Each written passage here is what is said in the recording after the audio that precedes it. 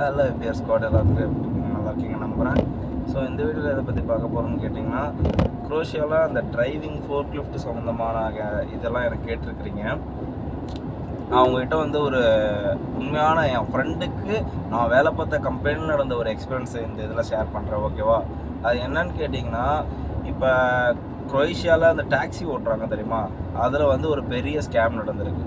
எப்படின்னா, ஒரு டாக்ஸி நீங்கள் ரெண்ட்டுக்கு எடுக்கிறீங்க அப்படிங்கிற பட்சத்தில் ஃபஸ்ட்டு வந்து உங்கள்கிட்ட டிரைவிங் லைசன்ஸ் இருக்கணும், அதுக்கப்புறம் ஒரு வேலிடான டிஆர்சி இருக்கணும், ஓகேவா? அண்ட் தென் பார்த்தீங்கன்னா அந்த டாக்ஸிக்கு மினிமம் 1 வீக்குக்கு பார்த்தீங்கன்னா 60 யூரோ நீங்கள் பே பண்ணணும். அதாவது சராசரி வருமானம் நம்ம வந்து வாடகைங்கிற பேரில் 600 யூரோ நம்ம பே பண்ணணும். 60 யூரோன்னு சொல்லிட்டேன், 600 யூரோ நம்ம பே பண்ணணும். கிட்டத்தட்ட 60,000 ரூபா நம்ம பே பண்ணணும். அது மட்டும் இல்லாமல் நம்மளோட தங்கும் இடம் 20, அதுக்கு வந்து ஒரு 200 யூரோ, கிட்டத்தட்ட அது ஒரு 20,000.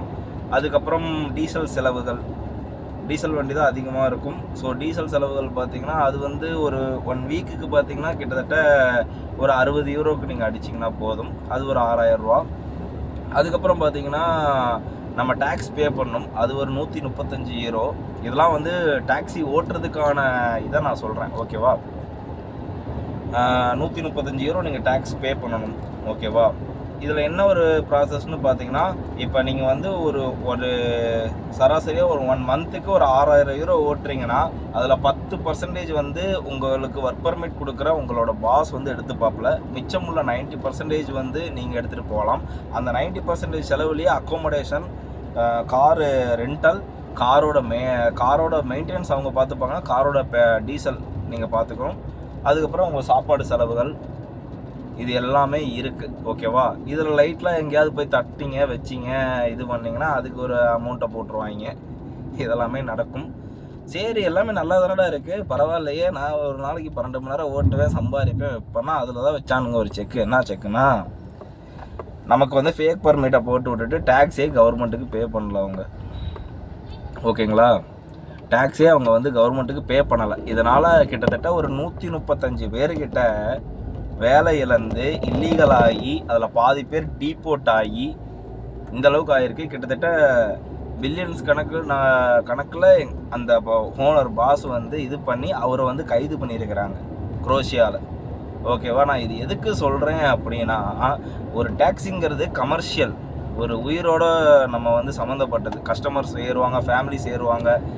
அப்படிங்கிற பட்சத்தில் அதுக்கு வந்து டாக்குமெண்டேஷன் எப்படி பண்ணி தரணும், பக்காவாக பண்ணி தரணும். அதை கூட பண்ணி தராமல் இந்த அளவுக்கு ஸ்கேம், அதுவும் எப்படி நாடு விட்டு நாடு வந்து பொழைக்க வர்ற அந்த டிரைவர்ஸ் கிட்ட ஸ்கேம் பண்ணி நீ என்னத்தான் இது பண்ண போகிற?